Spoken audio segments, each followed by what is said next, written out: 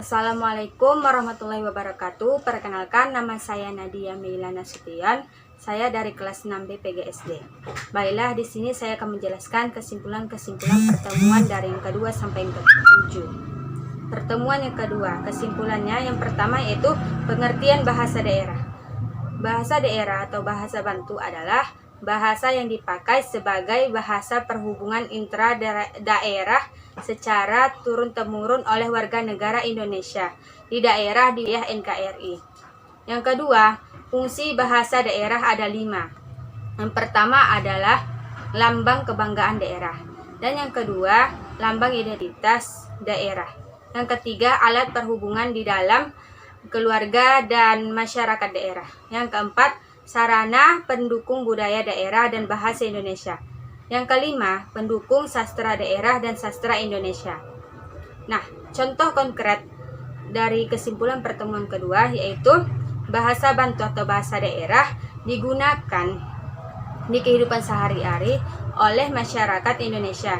Misal di Sumatera Utara, di kota Tanjung Balai, bahasa yang digunakan bahasa daerahnya adalah bahasa Melayu. Nah, kesimpulan pertemuan ketiga tentang sejarah Angkola. Kesimpulannya yaitu sejarah suku Batak Angkola mula berkembangnya dari daerah Perboti, Padang Lawas atau Padang Bola, Tapanuli Selatan. Bahasa pada Angkola mempunyai bahasa yang identik dengan bahasa Batak Toba dan bahasa Mandailing karena domisilinya diapit 2 wilayah. Perbedaan hanya pada beberapa kosakata dan logatnya saat berbicara. Logat pada masyarakat suku Angkola terdengar lebih lembut dibandingkan orang Toba, dan logat Angkola terdengar lebih tegas jika dibandingkan dengan Mandailing. Nah, contoh konkretnya yaitu di Sumatera Utara, area kota Sipiro, daerah pedalaman dekat kota Sibolga. Mereka menggunakan bahasa Batak Angkola dalam kehidupan sehari-harinya jika mereka berbicara. Nah, pertemuan keempat, kesimpulannya yaitu sejarah suku Angkola. Pada abad ke-6, pedagang-pedagang Tamil asal India mendirikan kota dagang Barus di pesisir barat Sumatera Utara. Dari sinilah suku Batak berasal dan menyebar hingga ke Sumatera Utara. Bahasa yang mereka gunakan sehari-hari oleh Batak suku Angkola adalah bahasa Batak, dan sebagian juga ada yang menggunakan bahasa Melayu. Nah, kesenian dari suku Batak Angkola ini yang pertama tari tortor, yaitu tari tortor adalah kesenian yang dimiliki suku Batak. Nah, yang kedua, warisan kebudayaan berbentuk kain adalah kain ulos.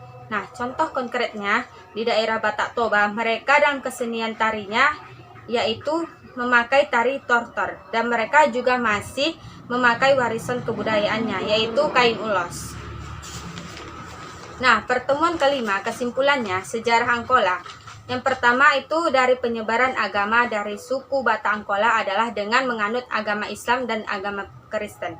Nah, kedua, kepercayaannya mereka sebelum suku Batak Toba mengenal agama, mereka menganut sistem kepercayaan religi menyangkut jiwa dan roh. Yang ketiga, salam khas Batak, salam Horas, merupakan salam suku Batak yang terkenal. Contoh konkretnya yaitu di daerah Batak Toba atau orang yang bersuku Batak, mereka kalau membuka salam kata atau berjumpa, mereka menggunakan salam Horas. Nah, pertemuan ke-6, kesimpulannya yaitu tentang kebudayaan Batak Angkola. Yang pertama, marga dan tarombo. Marga ialah identitas seorang Batak. Tarombo ialah catatan tentang silsilah keturunan. Nah, yang kedua dari kebudayaan Batak Angkola ini, Dalian Natolu atau Tungku yang 3, yaitu sistem kekerabatan dalam melaksanakan aktivitas sosial budaya. Yang ketiga, Dalian Natolu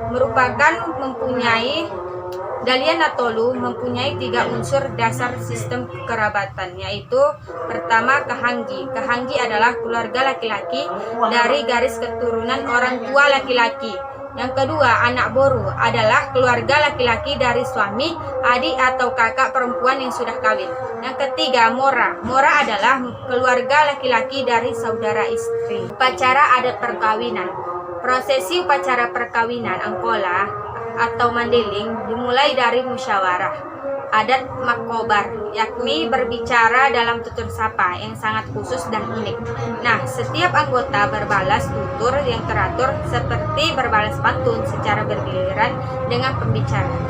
Nah, contoh konkret dari pertemuan yang ke-6 ini yaitu di daerah Batak Mandeling, Tapanuli Selatan. Mereka dalam prosesi upacaranya ada perkawinan menggunakan tutur sapa berbalasan pantun.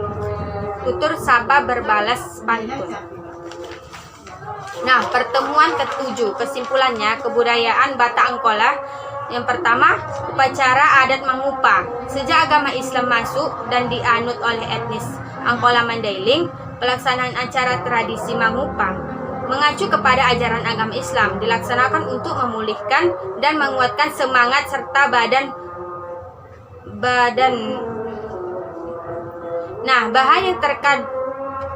Bahan yang terkandung dalam Mangupa seperti telur bulat, yaitu mencerminkan kebulatan atau keutuhan tondi dan badan. Nah, yang kedua, bahasa Batak Angkola. Yang pertama itu adalah Hatta Somal, ialah bahasa pengantar yang dipakai untuk berkomunikasi dalam sehari-hari. Yang kedua, Hatta Andung. Hatta Andung ini dikategorikan sebagai bahasa sastra karena dipandang masyarakat memiliki nilai-nilai keindahan. Nah, contoh konkret dari pertemuan ke-6 ini itu di dalam upacara adat Mangupa sampai sekarang dilaksanakan tradisinya di Tanjung Balai, Sumatera Utara. Kalau menguatkan semangat itu mereka menggunakan telur bulat, yaitu mencerminkan keutuhan atau kebulatan. Sekian dan terima kasih. Apabila ada salah kata, saya mohon maaf dan saya akhiri. Wassalamualaikum warahmatullahi wabarakatuh.